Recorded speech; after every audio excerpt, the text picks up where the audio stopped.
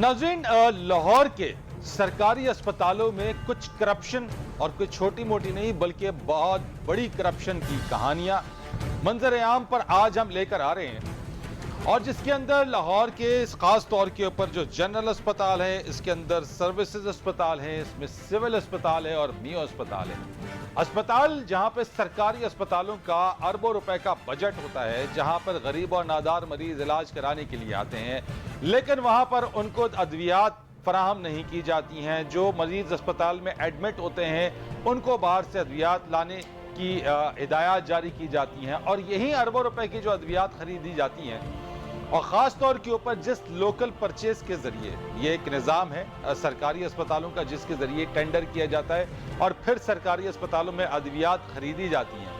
लेकिन यही खरीदी गई अद्वियात जो हैं बाहर मेडिकल स्टोर्स पर चली जाती हैं। यही खरीदी हुई अद्वियात जो हैं वो इंकशाफ ये हुआ है कि इस लोकल परचेज से महंगे दामों खरीदी जाने वाली अद्वियात जो हैं वो ना सिर्फ MNAs, MPAs, जजेस और ब्यूरोक्रेट्स को फराहम की जाती हैं, जबकि इन अद्वियात पर हक गरीब और नादार मरीजों का है। सरकार सरकारी अस्पतालों को इसलिए फंड्स देती है कि वहां पे जरूरतमंद मरीज आए।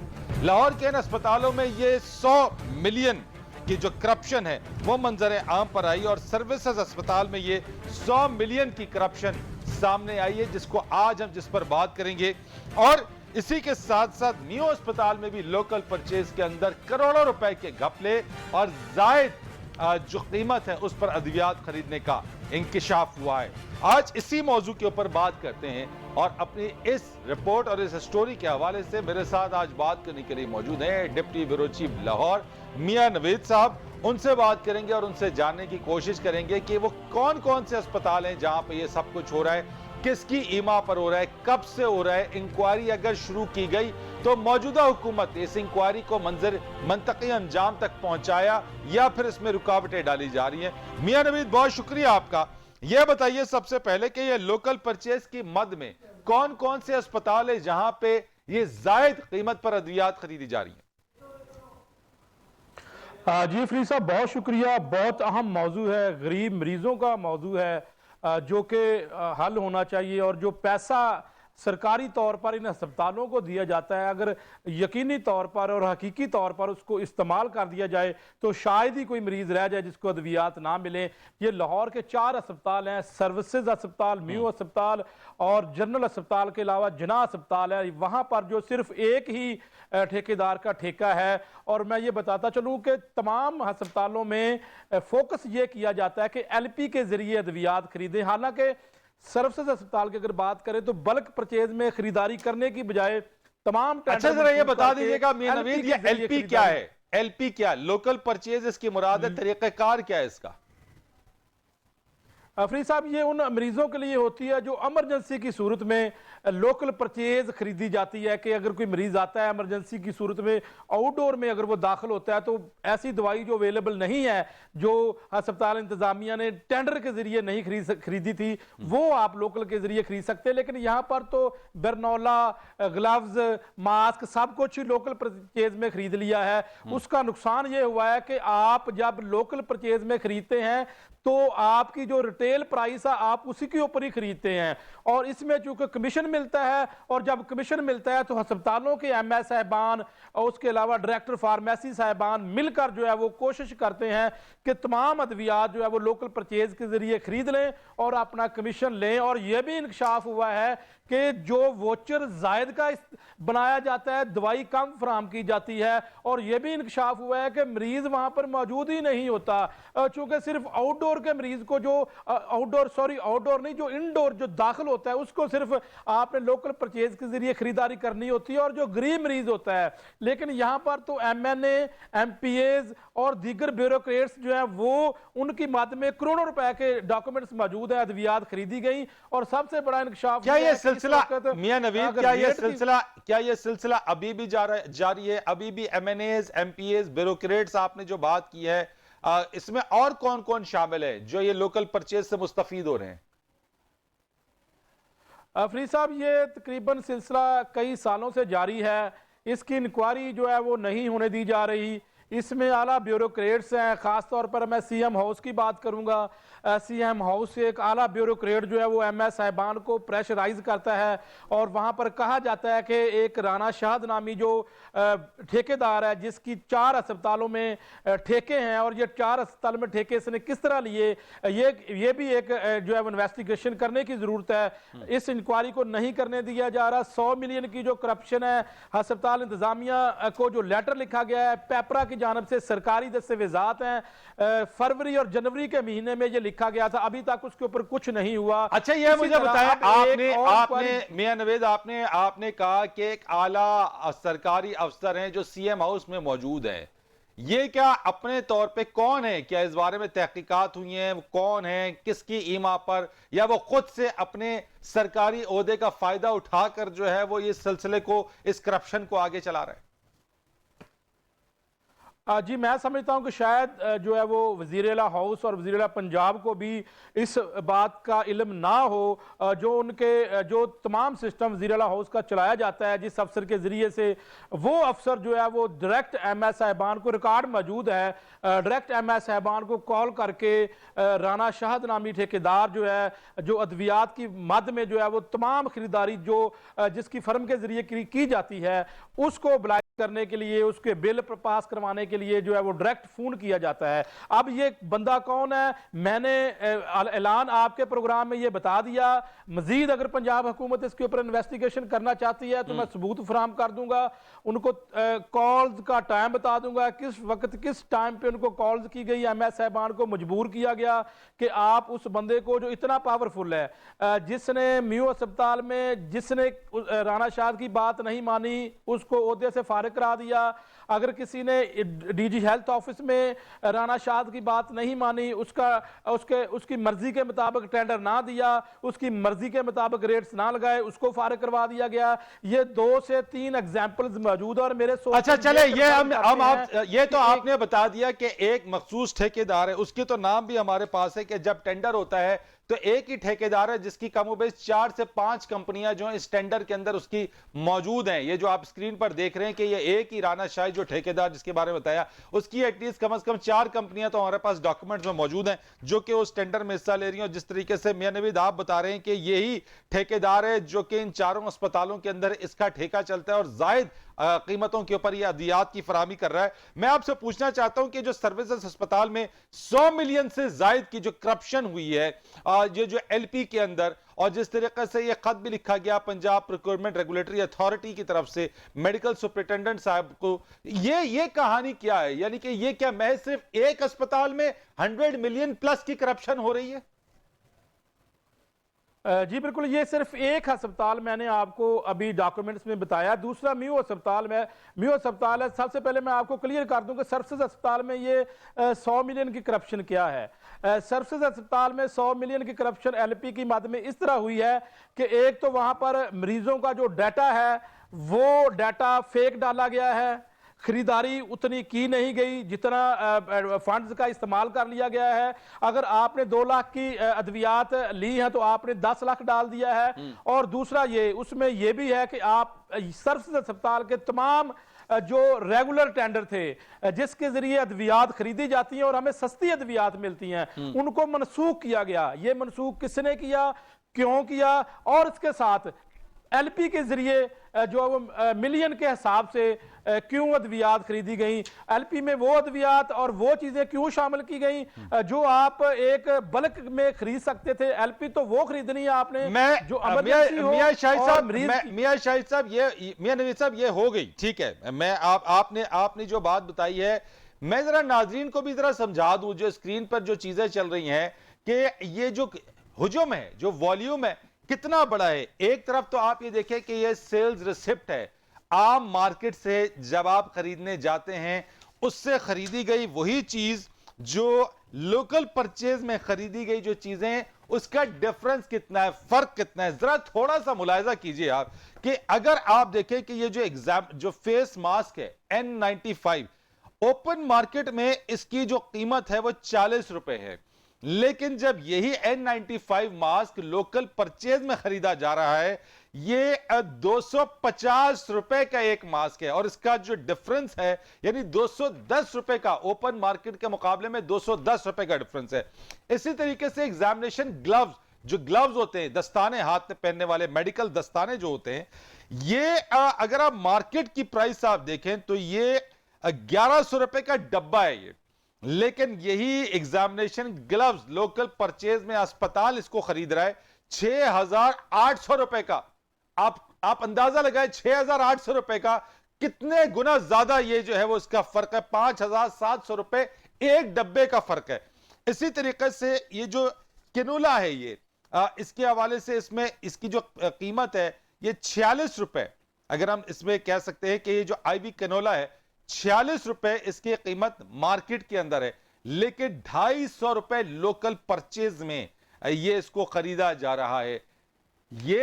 ये तो छोटी सी चीज है, इसमें अरबों रुपए की करप्शन इसके अंदर है। एक ही चीज जो कि चंद रुपयों की है उसको कई सौ गुना ज्यादा बढ़ाकर जायद कीमत में उसको लोकल परचेज में बेचा जा रहा है और वहां पे ये खरीद भी रहे हैं अस्पताल। और ये जनरल अस्पताल, सर्विसेज अस्पताल, मियो अस्पताल है। ये जो मैं आपको रसीद दिखा रहा हूं और जो दिखा रहा हूं ये है मियो अस्पताल की। इसी तरीके से सर्विसेज अस्पताल के अंदर भी कोई यही सब कुछ हो रहा है। एक ब्रेक लेंगे, ब्रेक के बाद आएंगे।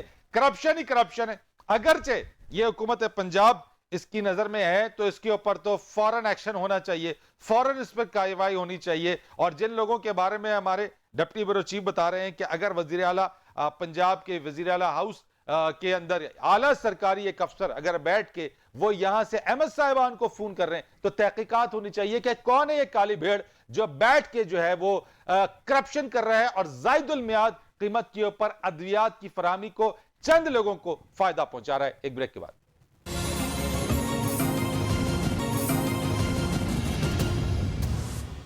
प्रोग्राम में आपको एक बार फिर खुश आमदीद कहते हैं। लाहौर के सरकारी अस्पतालों में अंधेर डगरी चौपट राज और जिस तरीके से सरकारी खजाने को भरपूर अंदाज में टीका लगाया जा रहा है। मेरे साथ बात करने के लिए इस वक्त मौजूद हैं additional secretary development health doctor Asif Tufail साहब। अस्सलाम वालेकुम डॉक्टर साहब। जी बात साहब जी। डॉक्टर साहब ये मेरे पास सारे डॉक्यूमेंट्स हैं जो मैं इस वक्त देख रहा हूं कि लोकल परचेज की मद में किस तरीके से सरकारी खजाने को टीका लगाया जा रहा है और किस तरीके से गरीब लोगों के लिए उनके नाम पे जो अद्वियात खरीदी जा रही हैं वो बासर अफसरान, एमपीएज, एमएनएज, ब्यूरोक्रेट्स को वो दी जा रही हैं।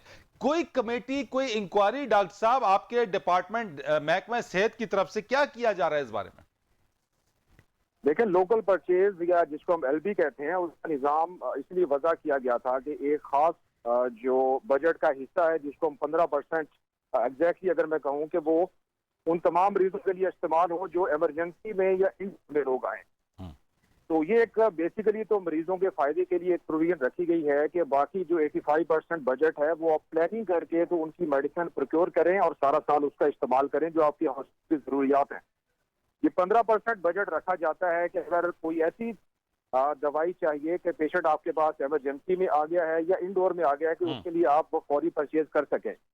लेकिन टाइम के साथ लेकिन इसमें तो डॉक्टर साहब इसमें तो बहुत सारी चीजें लोकल परचेज के नाम पे बड़े महंगे दामों खरीदे जाने का इंकशाफ हुआ है। जी बिल्कुल ऐसा ही। ये हमारे पास डिफरेंट जराए से रिपोर्ट्स हमारे पास आई कि टाइम के साथ इस चीज का मिसयूज किया जा रहा है। ये बाकायदा माफिया बन चुके हैं।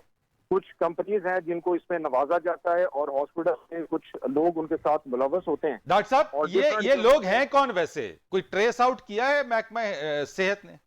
हमने एक भी बड़ी हाई पावर्ड इंक्वायरी तश्कील दी है, कमेटी जो इस पे काम कर रही है। तो इंशाल्लाह वी विल डिग आउट और एग्जैक्टली उन लोगों तक हम पहुंच जाएंगे, क्योंकि इसमें बड़ा डिटेल से हम प्रूव कर रहे हैं कि पिछले 2 सालों में कौन सी अद्वियात ली गई हैं, किन लोगों के लिए ली गई हैं और किन से खरीदी गई हैं और किस रेट पे ली गई हैं।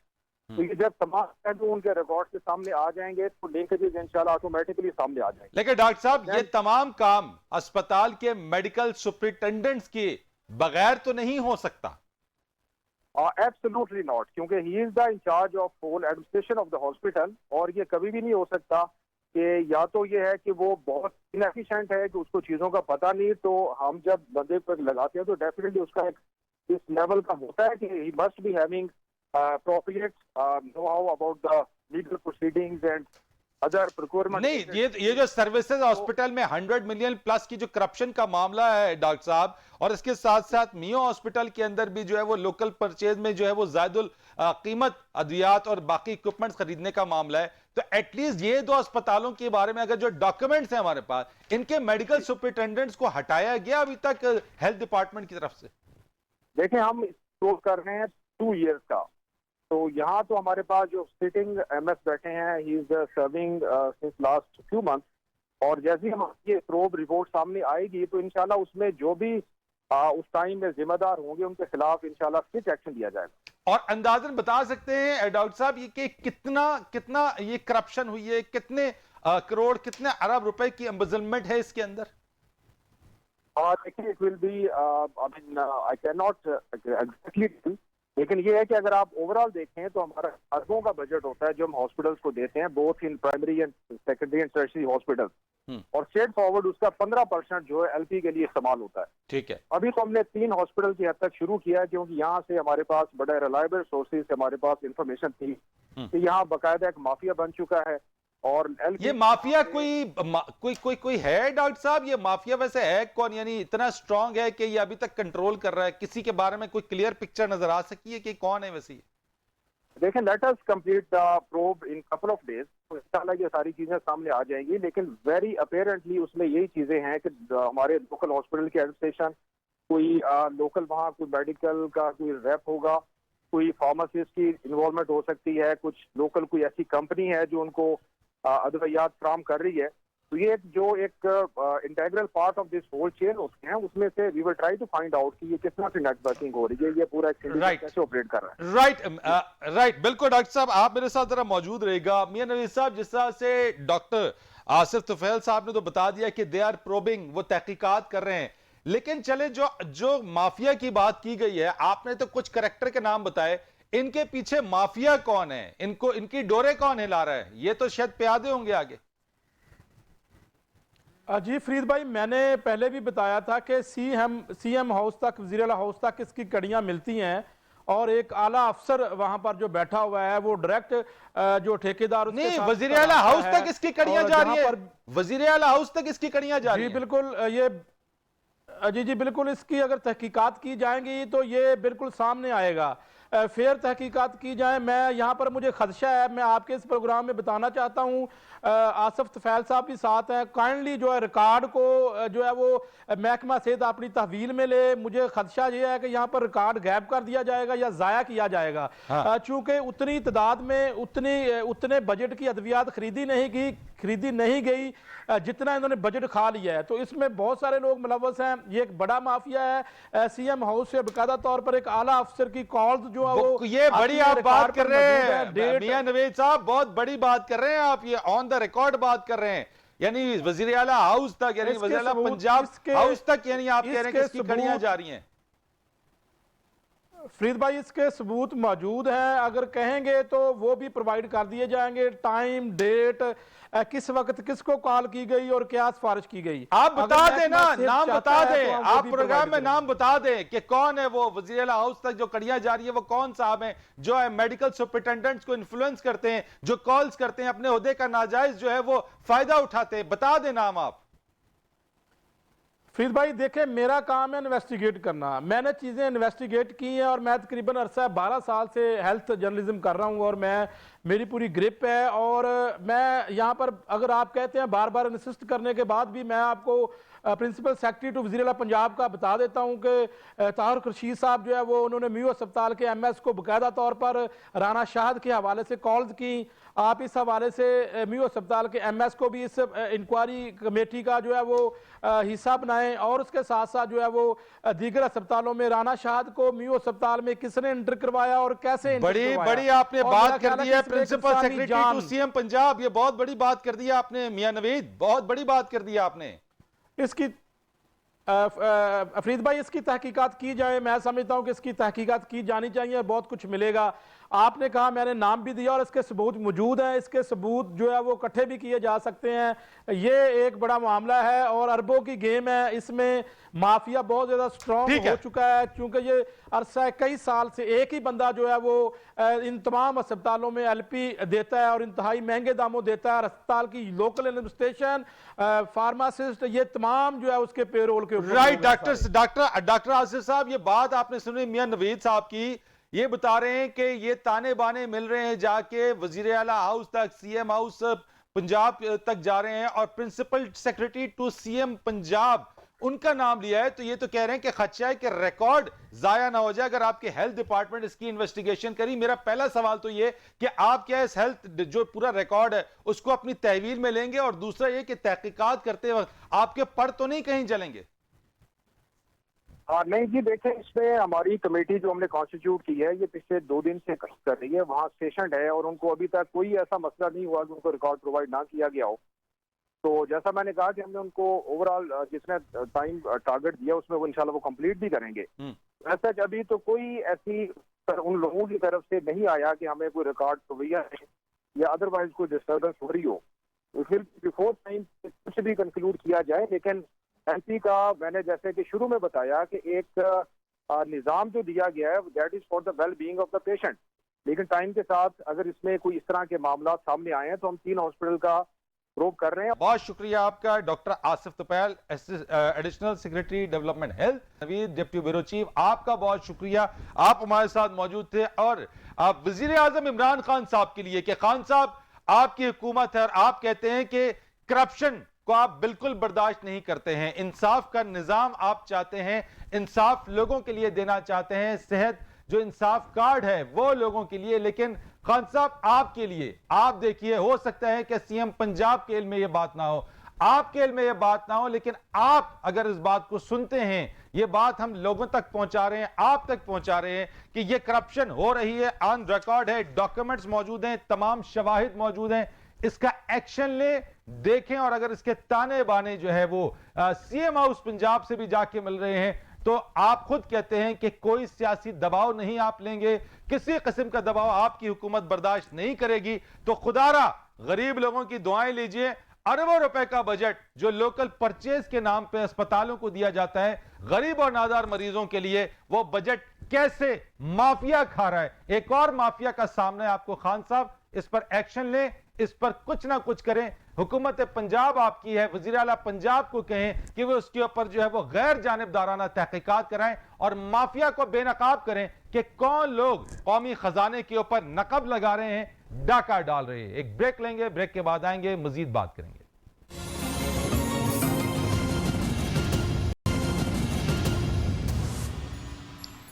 हम बात करेंगे वजीर सेहत पंजाब डॉक्टर यास्मीन राशिद साहबा से। डॉक्टर साहबा अस्सलाम वालेकुम।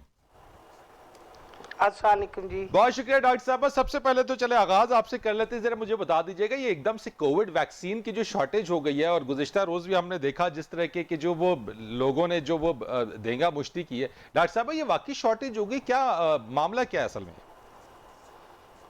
देखिए जी, शॉर्टेज हमारे पास सिर्फ एस्ट्राजेनेका की हुई। असल में जो आपने वो सारा हंगामा देखा था वो लोग थे जो एस्ट्राजेनेका की वैक्सीन लगवाना चाहते थे। अब मसला ये है कि एस्ट्राजेनेका तो हमारे पास एक लिमिटेड तादाद में मौजूद थी।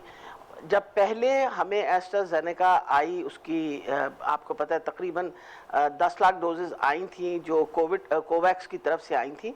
तो सारे पाकिस्तान में जब लोगों को लग रही थी तो लोग बिल्कुल रिलक्टेंट थे कि हमने एस्ट्राजेनेका नहीं लगाना, चाइनीज़ वैक्सीन आएगी तो तब हम लगाएंगे, वगैरह वगैरह जो भी था।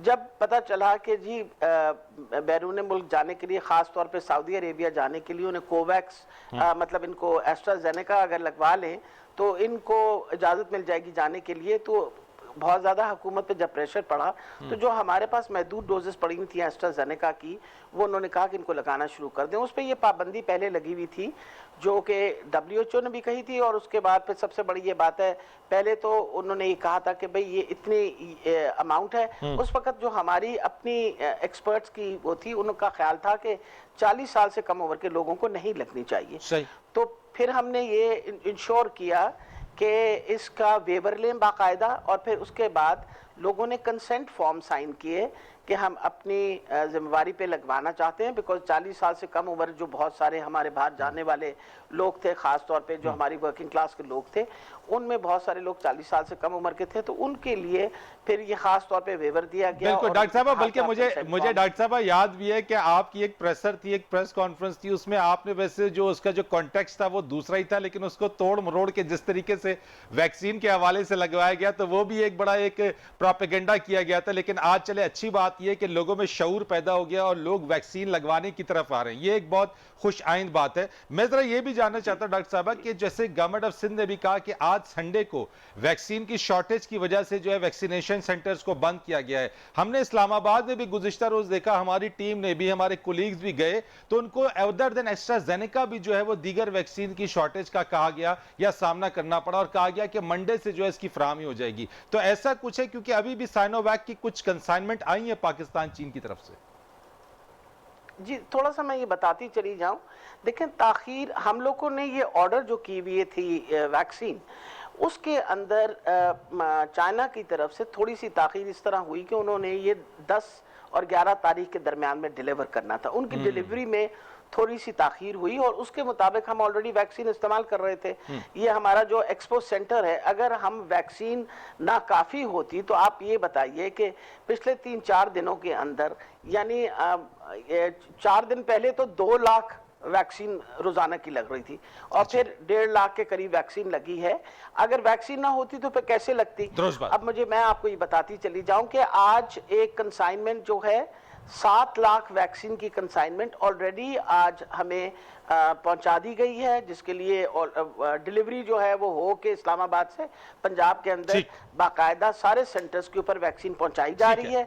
इसलिए ये थोड़ी सी ताखीर जो थी, उसके अलावा कोई ऐसा मसला नहीं है।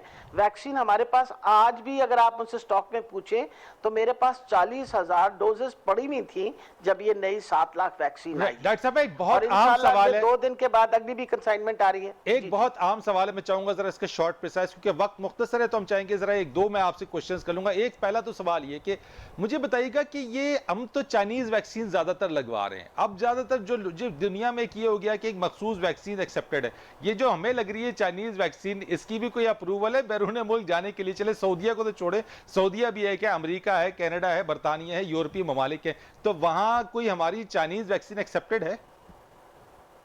जी बिल्कुल, बहुत सारे लोग जो इस वक्त ट्रैवल कर रहे हैं, आज हमारे अपना एक ग्रुप है डॉक्टर्स का जो गया है, चाइनीज वैक्सीन लगवाई हुई है, अमेरिका गया। तो ये कहना कि ये बाहर की जगहों पे नहीं एक्सेप्टेबल। आपको पता है कि जहां तक दुबई वगैरह का ताल्लुक है, वहां तो लगी साइनोवैक और साइनोफार्म लगी है, मतलब चाइनीज वैक्सीन लगी हैं। और कोई हदफ मुकर्रर किया डॉक्टर साहब, कोई हदफ मुकर्रर किया है कि कितने लोगों को वैक्सीनेट कर लेना है? जी इंशाल्लाह हुकूमत ने जो हदफ लिया है वो ये है कि इंशाल्लाह इस साल के आखिर तक हम 7 करोड़ लोगों को वैक्सीन लगाएंगे। आपको पता है शुरू में तादाद कम थी, लेकिन अब आज के दिन पे अगर आप मुझसे पूछें तो 70 लाख से ज्यादा लोगों को पंजाब के अंदर वैक्सीन लग चुकी है। पंजाब के अंदर इंशाल्लाह हमारा इरादा है कि 3.5 करोड़ से लेके 4 करोड़ लोगों को दिसंबर तक हम इंशाल्लाह वैक्सीन लगा देंगे। अच्छा डॉक्टर साहब, एक सवाल है थोड़ा सा हटके, लेकिन मैं चाहूंगा चूंकि आप हैं, आपके इल्म में भी लाना चाहूंगा, ये जो आपके हॉस्पिटल्स में लोकल परचेज की मद में जो 15% बजट होता है डॉक्टर साहब, कुछ ऐसे हमारे पास सबूत आए हैं जिसमें ये खास तौर पे सर्विसेज हॉस्पिटल के अंदर जो है वो कोई 100 मिलियन प्लस की जो है वो लोकल परचेज की मद में करप्शन हुई है। अगर आपके इल्म में नहीं है तो मैं ले आता हूं, तो अगर आपके इल्म में तो जरा कुछ कमेंट करेंगी कि इसके हवाले से कोई तहकीकात या फिर क्या कुछ किया जाएगा ताकि गरीब आवाम के ऊपर डाका ना डाला जाए? कुछ माफिया है जो ये लोकल परचेज के नाम पे दवाइयों को महंगे दामों में जो है वो दे रहे हैं।